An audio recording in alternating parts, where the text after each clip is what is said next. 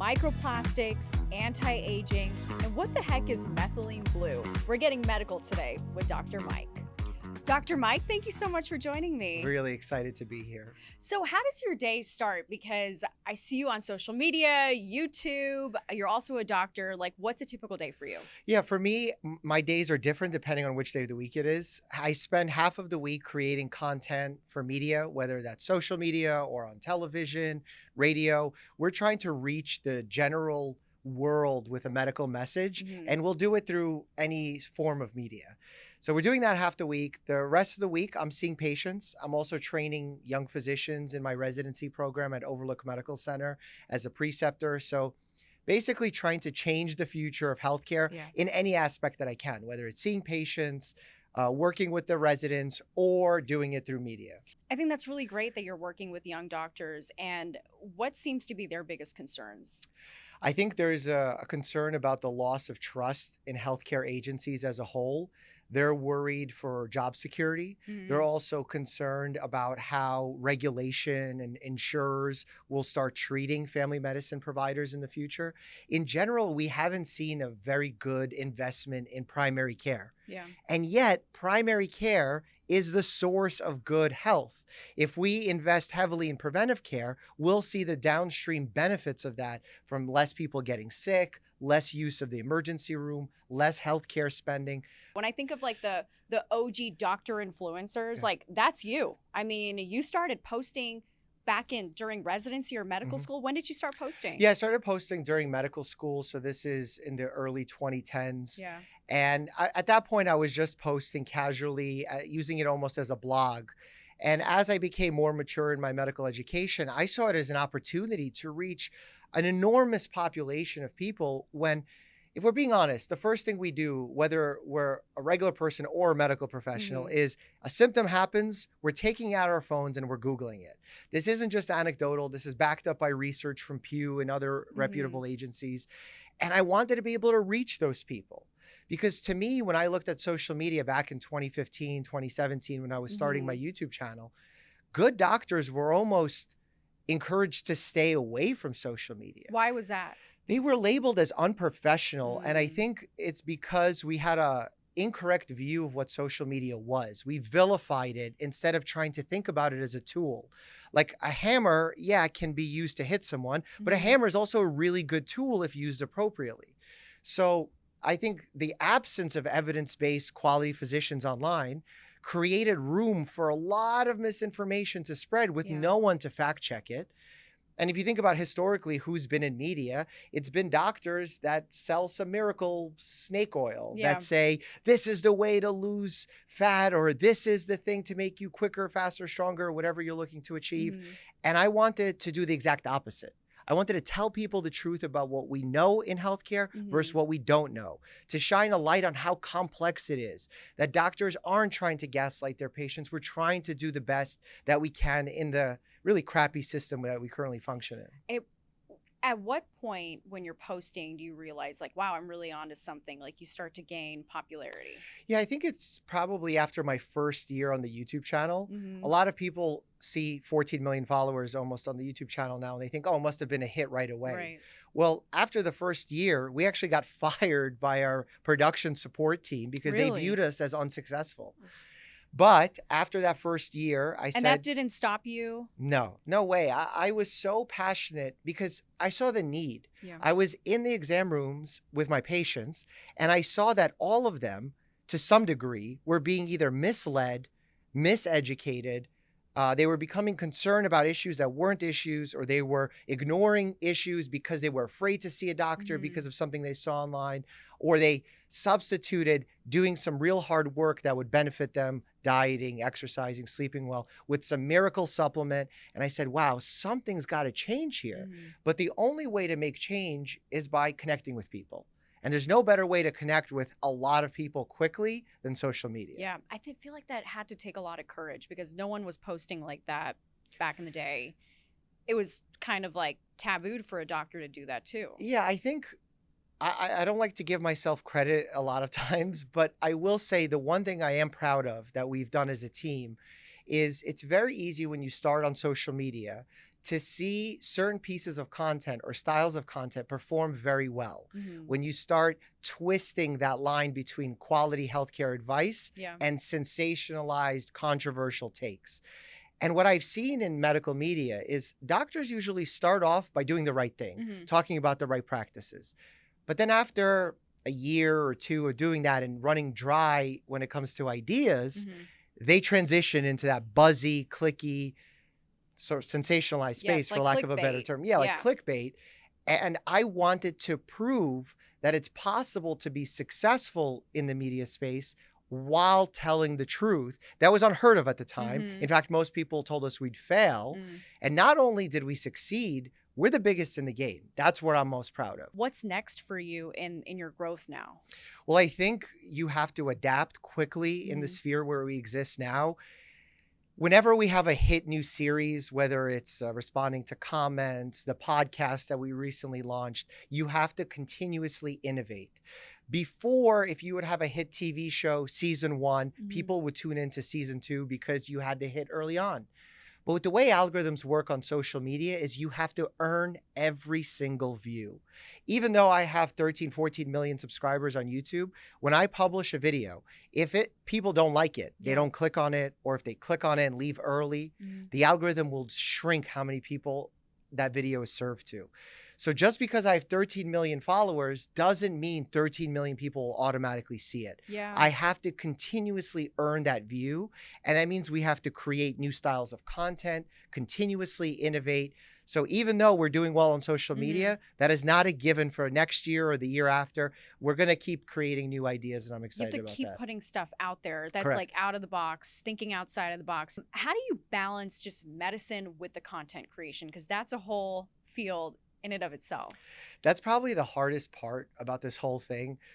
I can hire an editor. I can hire a production assistant, someone to do lighting, audio, but to hire someone who can understand what is entertaining, click-worthy instead of clickbaity, but still medically accurate is really hard to find. In fact, I feel like I am the unique person that is best suited to doing that. So out of the 700-800 videos we have on the YouTube channel, 99% of those ideas came from my mind. And it's about not just packaging a video that people want to watch. That's step 1. But then step 2 and 3, which are equally as important, is creating a title for that video that is short, succinct, but is accurate to what the content is. And then also creating that thumbnail, that little picture that goes alongside with the video. If that's not there, if that's not engaging, if people don't care about it, suddenly the fact that you made a great video, it won't get shown to anyone. It's amazing. Like, it's those first impressions that matter the most, that draw people in. And you want to be medically ethical when you do that. You don't want to put some kind of buzzy headline that's not true. So you're always playing with that moral compass. What's the correct way to do this? What's the honest way of doing this? I'll give you even a very specific example of a video that came out today. We wrote a story about the worst medical mistakes that we've seen over the last few years. And some of these stories are absolutely frightening. One patient was unfortunately given an IV with soup instead of into her feeding tube. She unfortunately lost her life. One person caught on fire on the operating table. Just some of the most incredible medical mistakes. And I was thinking about what to title this video to make it buzzy and interesting. And I wanted to name it Worst Medical Mistakes of All Time. Sounds like a great title, right? People will click on it short. It's very interesting. But are they the worst medical mistakes of all time? And when I said that to myself, I felt that it was disingenuous, and we did not use that title. And we went with something like shocking medical mistakes that actually happened. How are you finding the time to do this? Because you also just got a puppy.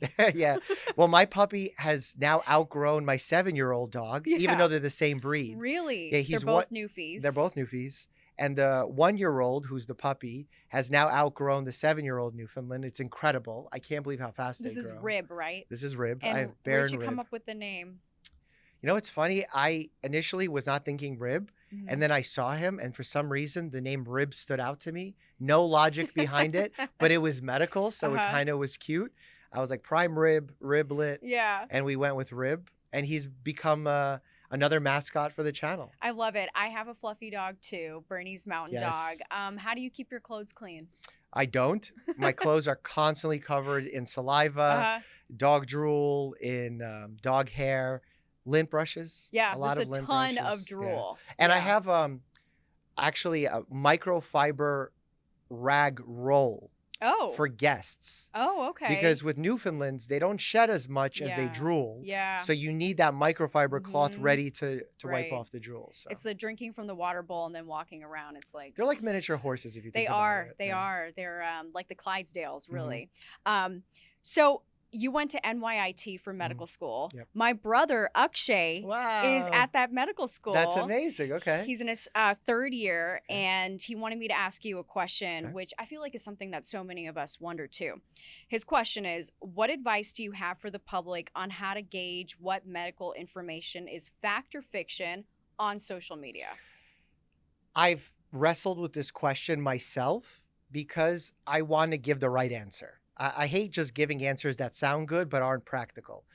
And I can't find one. Yeah. So I think the real answer is if you feel passionate about something you see on social media regarding health, and it's something that contradicts what you already know about healthcare, what you should do is instead of sharing it, which is what reflexively Yeah. we want to do, is take a pause. And by taking that pause, research has shown that it's less likely to spread. And then screenshot and bring it to your primary care provider and ask them a question about it. Interesting. Most doctors don't like when patients Google before a visit. I Mhm. love it. Mm. Like, I don't take that stance where, oh, my medical degree is better than your Google search. I don't have that uppity persona as a doctor, and I think we need to drop that. Instead, if a patient's Googling, if a patient is bringing some info from social media, that's an engaged patient, someone who's empowering themselves to make good decisions. And the best healthcare outcomes come from not just when a doctor knows what the diagnosis is, what the treatment is, but also how they explain that treatment, Right. and if the patient buys in. And if a patient is already bringing information to the table, that's a patient that's very likely to buy in. Something that's deeply troubling is this new study that just came out about microplastics. And yeah. what it revealed was that in the brain, there is a plastic spoon worth of microplastics in the tissue. What was your reaction to that? My fact-checking mind kicks in at that Yes. moment, and I start thinking about YouTube titles and thumbnails and wondering, is this a true headline or did they go too far and throw out their moral compass? And I'm glad that I approached it in this skeptical way, because when I went in and looked at the research, it is true. They found significant amount of microplastics in the brain. In fact, if you look across research, they're finding it in our cardiac areas. They're finding this in our liver, in our kidneys. And it's something that is obviously scary, but what we can do about it and what impact that it's actually having on our bodies remains to be seen. Is it good? I can't imagine a scenario where it's like, oh, microplastics, that's great for our body. Right. But what it actually means, we don't yet know. But I think it's a good sign for us as a community, maybe even outside of healthcare, to start thinking about how we're impacting our environment and how choices that we largely celebrate, like people will wear an Apple Watch with a cool band, right? Colorful band, perhaps representing a cause that they're interested in. Some of those bands have now shown these harmful chemicals, the PFAs. Just being on your skin? Just being on the skin. And it can absorb like that. And it can absorb through the skin. Even through smell, the olfactory bulb inside the brain has been implicated with some microplastics. Yeah. So again, what it means to our bodies, we've seen some correlations. And this is the most important thing to figure out in healthcare. When two things happen at the same time, we see that correlation happen. We want to figure out, is this a causative situation where something happened and it caused the other thing to happen? Or is it just two things happening as a coincidence? And right now, we don't have the answer that these microplastics are causing the issues that they've been correlated. Alternative medicine is having its moment. I think everyone wants to know, how do we live longer?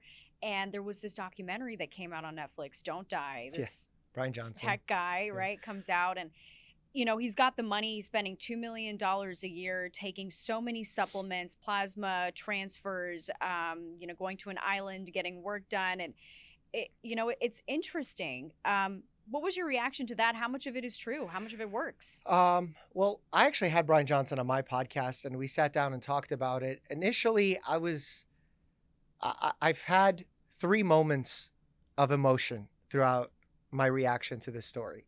First, I was so skeptical. I'm like, why in the world is this happening? This person is spreading misinformation, leading people to believe that they need all of these Mhm. things.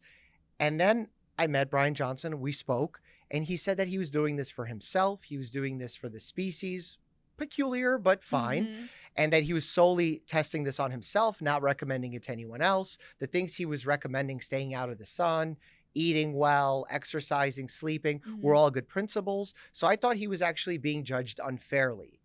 However, over the last few weeks, I've seen a lot of posts of his that are sharing things that are for sale, Mm. whole body MRI imaging, things that are just unproven that potentially can have risk are now starting to enter the marketplace, or blood tests that have some miraculous investigative property that we don't have in healthcare systems. Yeah. I'm not here to judge anyone's Yeah. motives. I'm kind of a fact checker on just what is being said.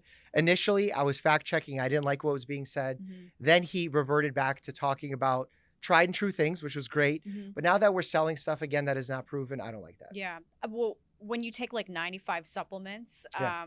well, what supplements should we take? I think there are very few instances where supplements make sense and Mhm. are proven to actually carry some sort of health benefit. They're far and few between from the amount of money we actually spend on the supplement industry. So if you think about someone with a significant vitamin D deficiency, they Mhm. need to take vitamin D, makes sense. Someone is thinking about becoming pregnant, taking a folic acid supplement Mhm. totally makes sense. So there are instances, or if you're vegan, supplementing with B12 because you might not be getting enough of it. So there's reasons to supplement at Mhm. times. But then people are over supplementing Yeah. because they have this belief that more is better. But the body almost functions like a car and its gas supply. Mhm. Overfilling your tank doesn't make the car faster. Mhm. Putting having a tank be full of gas or half full of gas, it still performs the same. Yeah.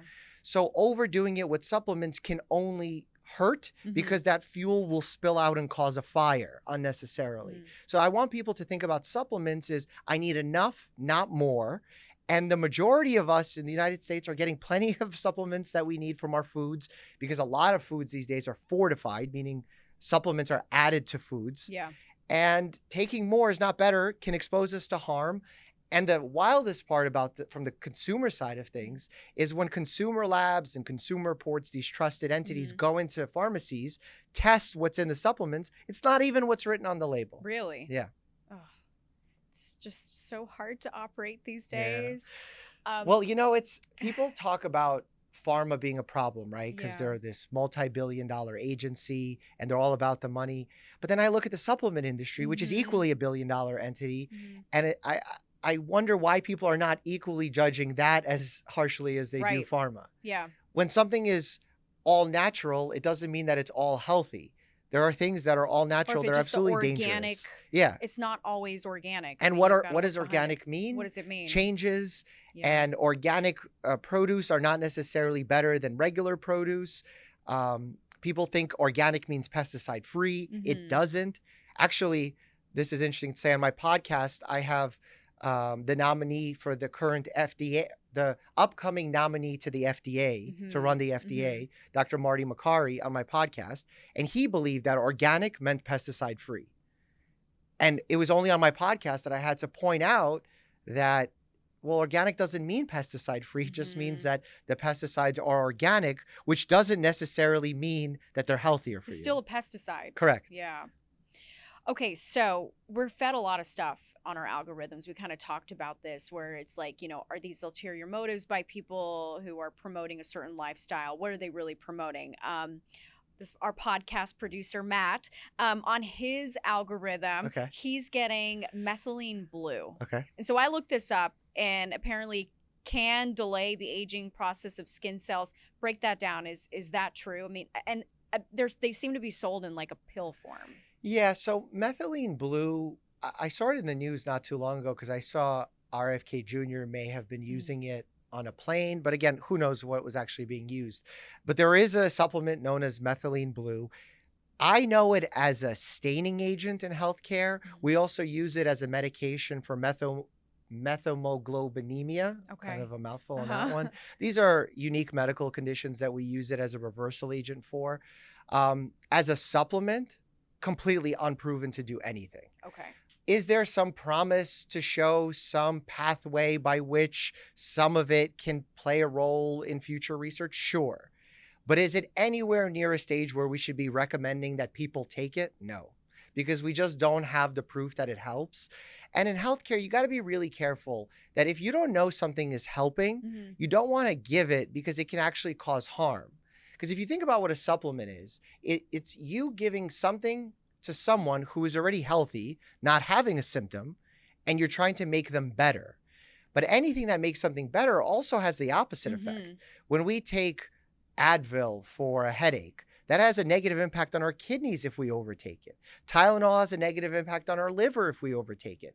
So like, you have to be very careful and knowledgeable about what you're putting in your body. And my rule is that if it's not proven to help, it could only hurt. So let's not jump to that. Yeah, that can be really dangerous on a doctor's part. I told viewers that I was talking to you, and so I asked them for a few questions. So I got 3 questions for you. Someone asks, hypertension. Doctors seem quick to prescribe meds. Is there a better natural way to reduce? Yeah, absolutely. In fact, when you look at our guidelines, I think the last ones were called JNC 8 guidelines. The first thing that we do if someone doesn't have extremely high, dangerous blood pressure, we think about lifestyle changes. Lifestyle changes can include focusing on diet. Very commonly, we prescribe something known as the DASH diet, which has a low sodium component because a lot of people these days overconsume sodium and as a result store a lot of extra fluid in their blood vessels, raising the blood pressure. We think about exercise because when you're in a healthy, fit state, you're less likely to have hypertension. And then sleep is a big component of that because if you suffer from sleep apnea and you're not getting good quality sleep and it's going untreated, that can also contribute to hypertension. So absolutely, we should be thinking about lifestyle changes. But now we have to enter the real world. Right. You have 15 minutes with a patient in a really bad system. Patient wants a quick solution.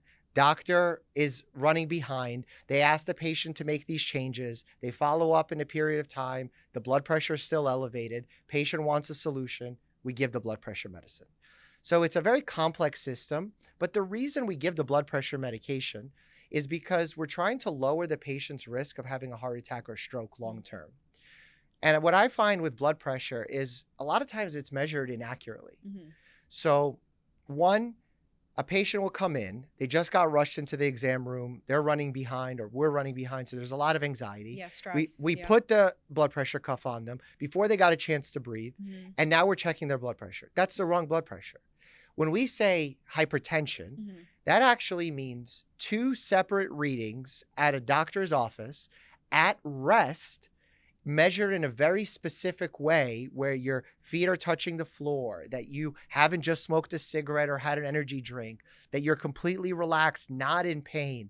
And that's your resting blood pressure. Now, if that's elevated on 2 separate occasions, we consider that a diagnosis of hypertension. The risk of that is a long-term risk. It's not a risk that something's going to happen the next day or even the next month. So giving a patient a chance to institute some of these lifestyle factors is very valuable because if we can keep a patient off medication, that's absolutely amazing. Second question, can cold plunges and cinnamon help regulate blood sugar? Wow. I think cold plunges have been the biggest fad over the last decade. Yeah. Okay. With way too much promise without any of the actual proof that they do what they say they do. Okay. I like cinnamon as a replacement for sugar. Okay. Because we in general are over consuming sugar. We're over consuming ultra processed carbohydrates as is. So if you can get some spices in your cooking, in your beverages, that's better than having sugar or salt. So I think cinnamon is a healthy thing as long as you're not doing something radical like the cinnamon spoon challenge thing. Yeah. Oh, those are crazy. That's really dangerous. Yeah, really. Final question. What are the most common health problems people ignore but shouldn't? Oh, that's a good one. For men, it's erectile dysfunction. They are quick to seek a solution as opposed to investigating why it's happening. Because oftentimes a blockage down there in the arteries and blood vessels can actually be a warning sign that there could be blockages in the arteries and blood vessels in your heart. Yeah. So that should be a wake-up call, not just a wake-up call to go get a pill or a treatment, You can do that. I Mhm. absolutely say that's normal. But in that process, have a conversation with your doctor about your cardiovascular risk in It general. could be an underlying problem. Correct. And right now, there's a lot of websites where you can log on and just Mhm. say, oh, yeah, I have this problem. And they'll just send you the medicine without actually doing a proper exam or any of these things that a quality medical Is that professional should website do. Row or whatever I There's a see lot of on them too? out there. There's So, so yeah, many out there where there's a it's lot. just like, why would you do that? Well, the thing It's a is, quick fix. a lot of these companies are really smart. They'll get like a doctor via telemedicine to chat with you and asks you the questions that Yeah. would block liability and Oh, I all of these see. things. But it's not a replacement. Like telemedicine could be a valuable tool, like a Mhm. hammer. But at the same time, it could be misused because I've tried to diagnose a patient's abdominal pain via telemedicine during the pandemic. It was a disaster. I couldn't do it. For women, I think the most overlooked symptom is upper abdominal pain, Mhm. especially acute, meaning like just came on suddenly, upper abdominal pain. Because what we've seen through research is that heart attacks present differently in men and women. Mhm. The traditional definition of a heart attack, elephant sitting on your chest, pain radiating to the left arm, to the jaw, shortness of breath, Mhm. sweating, those were symptoms defined by men in research, primarily white men too, and don't speak to the whole experience that people have from a diverse standpoint when they have a heart attack. Women will oftentimes have obscure pain, Mhm. not clear stabbing, elephants sitting on their chest. They might have upper abdominal pain or pain sort of radiating to that area. Mhm. So if you're experiencing some weird symptoms in this area in general, abdomen, some shortness of breath, go get it checked out urgently by a physician. So, what's next for you? Right now, as I like to also live in the real world, not Mhm. just be in the healthcare space all the time. Right now, I'm training to become a semi race car driver. I've done the professional boxing route. I boxed on Yeah. Showtime pay-per-view, and Uh-huh. now it's time to do a little race car driving. Why? I like taking on challenges, Yeah. putting myself outside my comfort zone. In fact, I've done some pretty epic stuff on the YouTube channel. I flew in an F-16 That is with awesome. United States Air Mhm. Force and the Thunderbirds. Now it's time to do some racing alongside Ferrari, and I'm very excited about Where are that. you training? All around the United States. Okay. This already in the last few months, I've been to the Sonoma Raceway, Thermal Racing Uh-huh. Club in California. I'm going to Mont Tremblant in Canada, and my final one of the year is in Laguna Seca in California as well. That's So really cool. very Is excited. is there anything about race car driving that was unexpected that surprised you? I did not realize the impact that it would have on my body. Mhm. I thought it was like mentally tiring because you needed to stay concentrated for a long period of time. But just how fast it's going? How fast, how quick, how strong, how much endurance you need, how much weight you lose, the amount of body hydration I lost in that racing suit from being locked Really? into the race car is absolutely shocking to me. I did not expect that. What is that from? Is it just from sweating or It's from the just heat. The car gets very hot. You think about the Yeah. engines.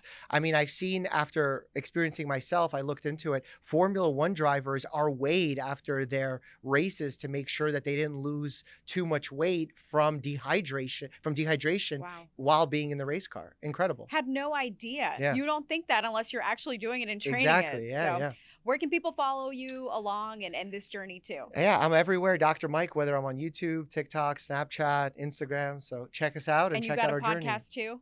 Yeah, we have the podcast. It's anywhere you get your podcast called the Checkup Podcast with Dr. Mike. Amazing. Dr. Mike, thank you so much. Thank you Great so to much. finally meet you. Awesome for the conversation.